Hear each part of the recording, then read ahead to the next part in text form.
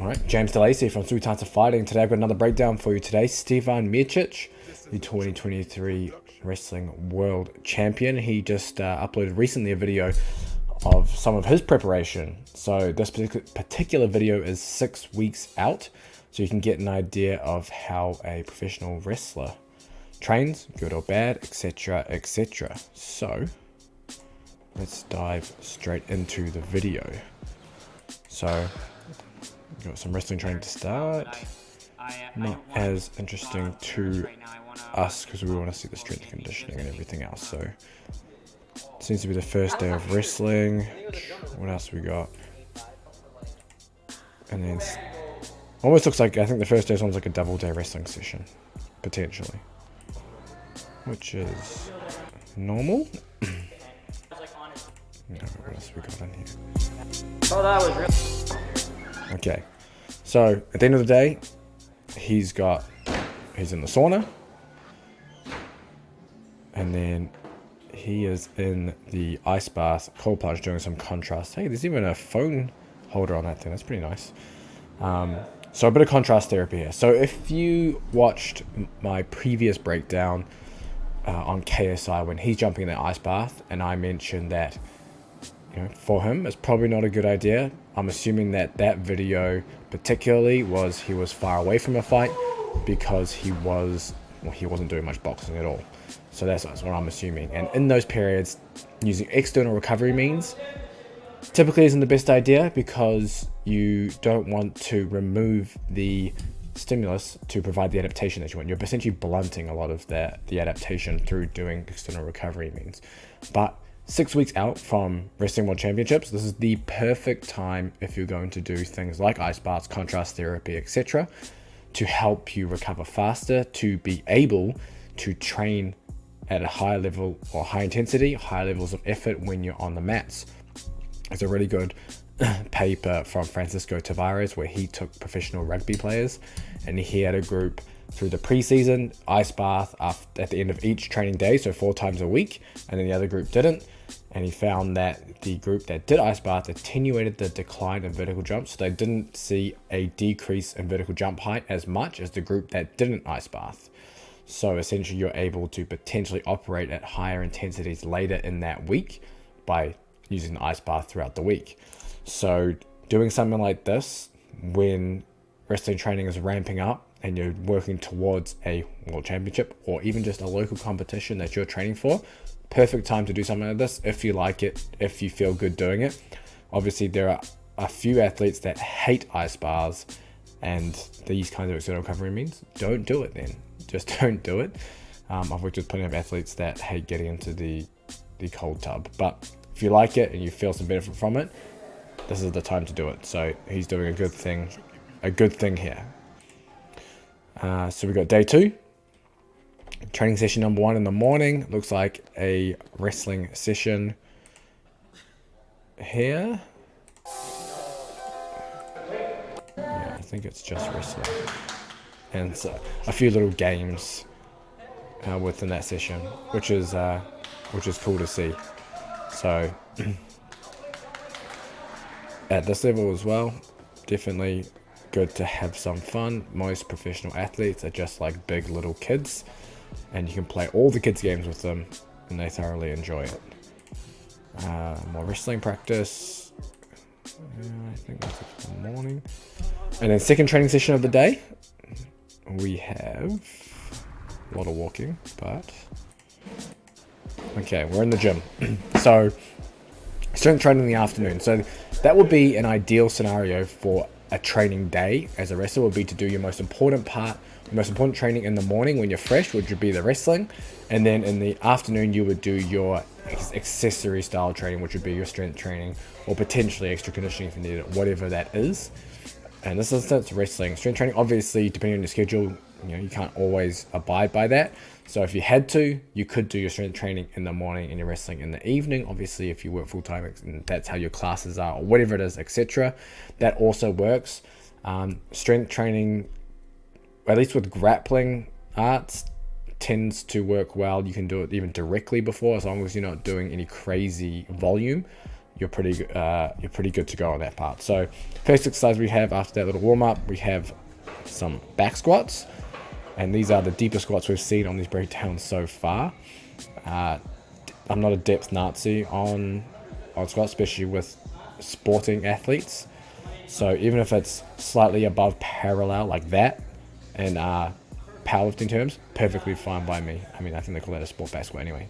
You're not there to compete in squats, you're there to get strong legs. So that's perfectly fine by me.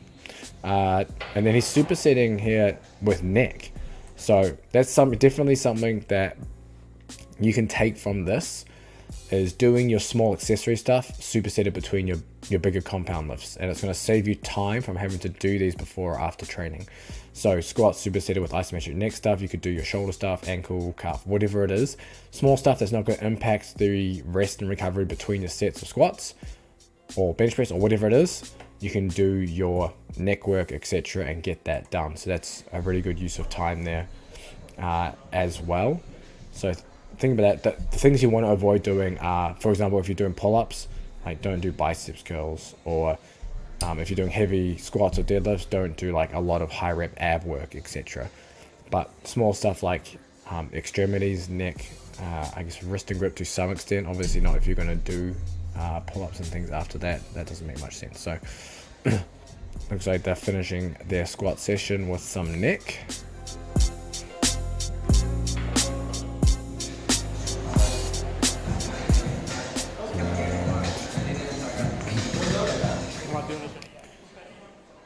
We're into some half Turkish get-ups with the kettlebell.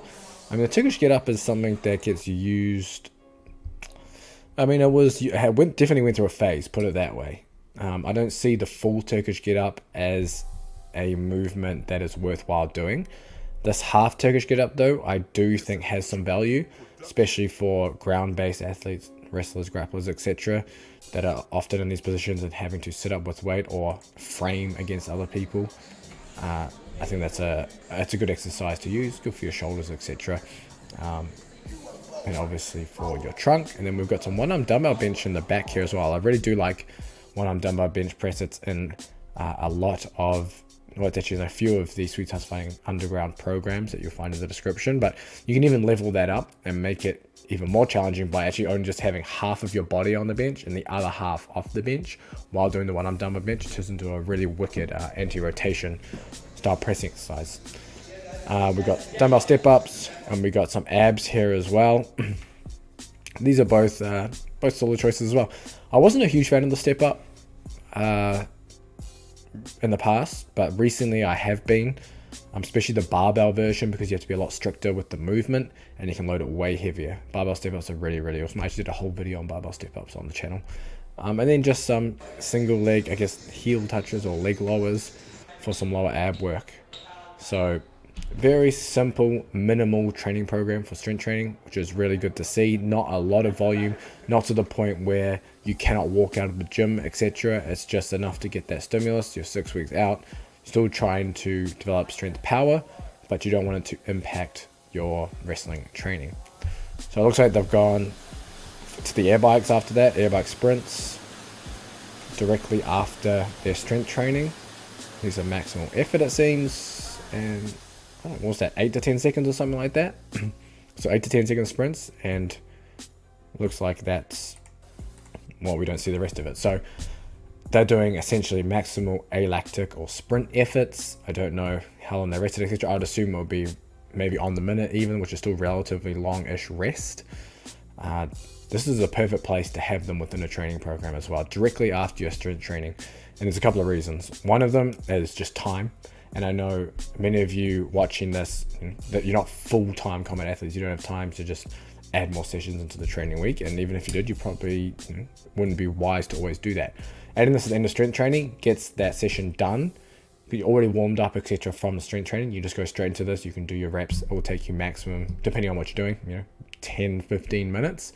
And you're finished and you get that portion done. Secondly, it pairs really well with strength and power training, doing your alactic efforts. because it is a high intensity stimulus. Your strength and power training is a high intensity stimulus. You want to do all of your high intensity stimulus mostly on the same days. So when you go to your following day, you can have all your lower intensity stimulus training there. So you can have an undulating effect. So you can have high outputs and then recovery, high outputs, recovery, etc. And that's going to help with your longevity and performance throughout a training week. Now, a lot of people will say, oh, you shouldn't do your cardio after strength training. You know, the interference effect is going to essentially, blunt your strength and power gains, etc., etc. Yeah, except if that was a real problem, CrossFit athletes and team sport athletes would be scrawny, weak individuals and would never make progress, which is obviously not the case. And all of these athletes will do strength training and then head out and do whatever their conditioning or skills work is, etc., soon after or directly after or even directly before. Secondly, a recent meta-analysis on the interference effect or concurrent training shows that there isn't much to worry about when it comes to this effect.